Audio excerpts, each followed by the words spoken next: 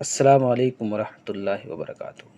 آج ہم اس ویڈیو میں ایک حدیث کی تشریح پڑھیں گے۔ یہ حدیث بہت ہی اہم ہے اور معاشرے کی بہت بڑی خرابی اور برائی کو دور کرنے والی ہے۔ بس ضرورت اس بات کی ہے کہ ہم حدیث کو سمجھیں، جانیں اور اس پر عمل کرنے کی کوشش کریں۔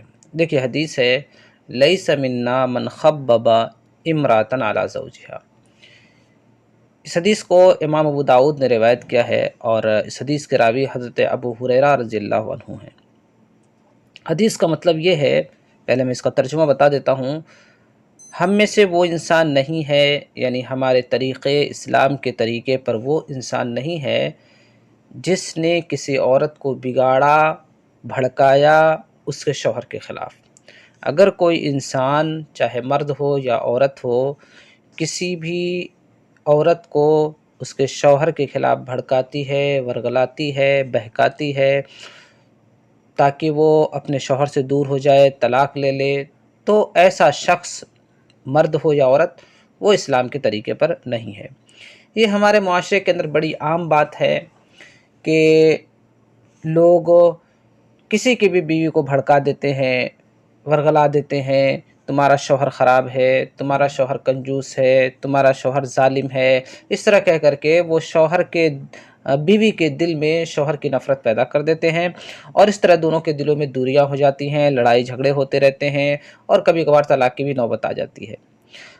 اب یہ سوال پیدا ہوتا ہے کہ یہ چیز ہوتی کن کی طرف سے؟ دیکھیے کسی کی بھی طرف سے ہو سکتی ہے۔ بعض انسان تو ایسے ہوتے ہیں جو یہ چاہتے ہیں کہ ان دونوں کے درمیان طلاق ہو جائے اور اس کی بیوی سے میری شادی ہو جائے، یا صرف دونوں کی محبت الفت اور دونوں کا بنا ہوا گھر کچھ لوگوں کو دیکھ کر اگر حسد اور جلن ہوتی ہے جس کی وجہ سے اس قسم کی حرکت کرتے ہیں تاکہ ان کا گھر ٹوٹ جائے اور بکھر جائے۔ اس میں ضروری ہے کہ عورت کو بھی سمجھداری سے اور عقل مندی سے کام لینا چاہیے۔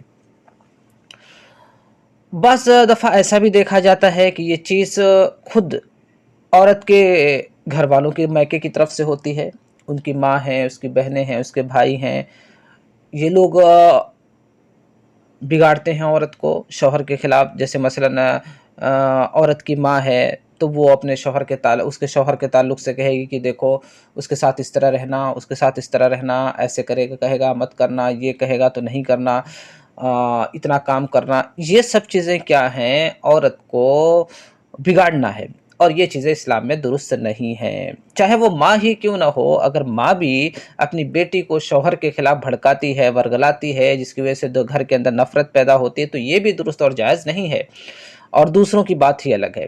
اور اگر بہنوں کو بھی دیکھا گیا ہے، وہ بھی اپنی دوسری بہن کا گھر تک اجاڑ دیتی ہیں، ان کو ورغلا کر بھڑکا کر اس کے شوہر کے خلاف۔ جب گھر اجڑ جاتا ہے تو اپنے تو کنارے ہو جاتی ہیں اور بربادی اس کی بہن کی ہو جاتی ہے۔ اس وجہ سے بہت ضروری ہے کہ عورت بھی خود غور و فکر کرے کہ میرے لیے کیا بہتر ہے اور کیا بہتر نہیں ہے، دوسروں کے چکر میں آنے کے بجائے۔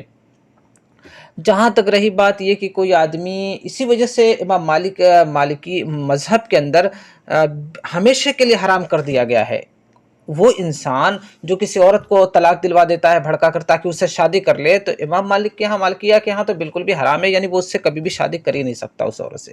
وہ ایک الگ بات ہے کہ اس کے بارے میں اور بھی اختلاف ہے، لیکن یہ کہ ان کے ہاں تو انہوں نے اسی لیے حرام کر دیا تاکہ اس راستے کو ہی بند کر دیا جائے، تاکہ کوئی آدمی کسی عورت کو کسی کے شوہر اس کے شوہر کے خلاف نہ بھڑکائے، اس لیے کہ بھڑکا کر طلاق دلوا بھی دے تو اس سے شادی نہیں کر سکتا ہے۔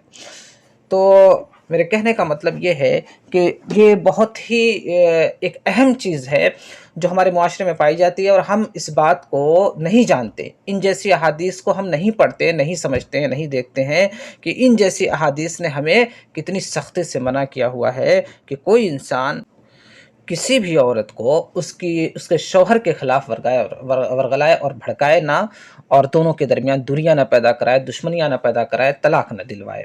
تو ایک بار پھر سنیے، لیس منا من خبب امراۃ علی زوجہا۔ ایسا انسان اسلام کے طریقے پر نہیں ہے جس انسان نے، چاہے وہ مرد ہو یا عورت، کسی بھی عورت کو اس کے شوہر کے خلاف ورغلایا، بھڑکایا اور دونوں کے درمیان دشمنی پیدا کرائی یا طلاق کرا دی۔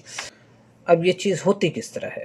تو ایسے کہ اس کے سامنے اس کے شوہر کی برائیاں کی جاتی ہیں، یا پھر اس کے سامنے کسی غیر مرد کی تعریف کی جاتی ہے کہ وہ بڑا اچھا ہے اور मालदार है, या फिर बीवी का बहुत ख्याल रखने वाला है, औरतों का बड़ा ख्याल रखने वाला है, इस तरीके की उसके सामने तारीफ़ की जाती है।